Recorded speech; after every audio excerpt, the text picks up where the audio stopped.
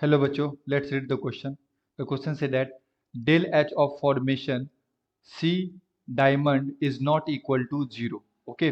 So हमें question में बच्चों दे रखा है कि जो हीट ऑफ फॉर्मेशन डायमंड का होता है ना, कार्बन डायमंड का, ये जीरो के इक्वल नहीं है।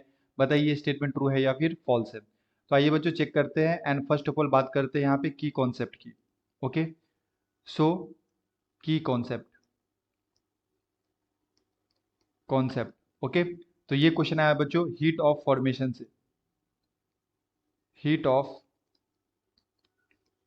Formation. Okay, and basically C diamond का जो फॉर्मेशन होता है बच्चों वो कार्बन ग्रेफाइट से होता है ना। कार्बन जो होता है वो ग्रेफाइट फॉर्म में, ग्रेफाइट फॉर्म में, और इससे हमें क्या मिलता है, सी डायमंड।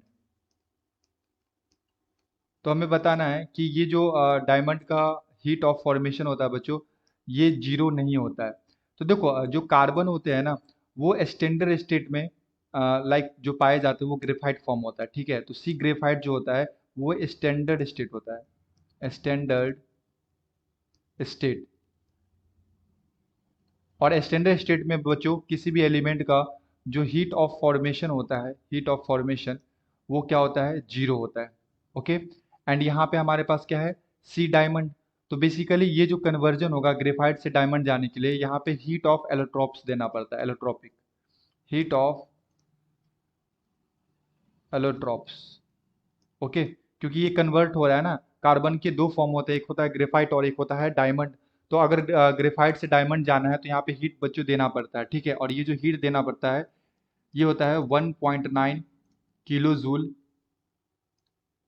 पर मोल। ओके बच्चों, तो अगर मैं यहाँ से हीट ऑफ रिएक्शन निकालूं तो यहाँ से क्या बोल सकता हूँ, heat of formation, one second, yes, यहाँ से मैं बोल सकता हूँ heat of formation of product यानी कि C diamond, diamond minus heat of formation of reactant यानी कि सी ग्रेफाइट। ओके बच्चों, अब यहाँ पे जो ग्रेफाइट है हमारे पास, उसके उसका जो स्टैंडर्ड स्टेट में इंथैल्पी होता है, हीट ऑफ फॉर्मेशन होता है बच्चों, ये क्या होता है, जीरो। सो मैं यहाँ से बोल सकता हूँ heat of reaction is equal to heat of formation of carbon diamond. Okay बच्चों, एंड हीट ऑफ रिएक्शन इस पर्टिकुलर रिएक्शन के लिए कितना है, 1.9।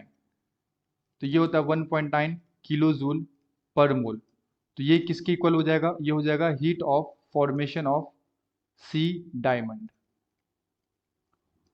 सो अगर आप देखो यहाँ पे, तो यहाँ पे heat of formation of diamond जो है वो कितना आ रहा है, 1.9 kilo joule. So this statement is true. हमें क्वेश्चन में दे रखा है कि जो सी डायमंड का फॉर्मेशन होता है ये is not equal to zero, तो यस, ये जीरो की इक्वल नहीं होता है, ये ट्रू स्टेटमेंट है बच्चों। ओके, सो इसका आंसर क्या हो जाएगा, true. I hope you will be understood it well. Best of luck, thank you.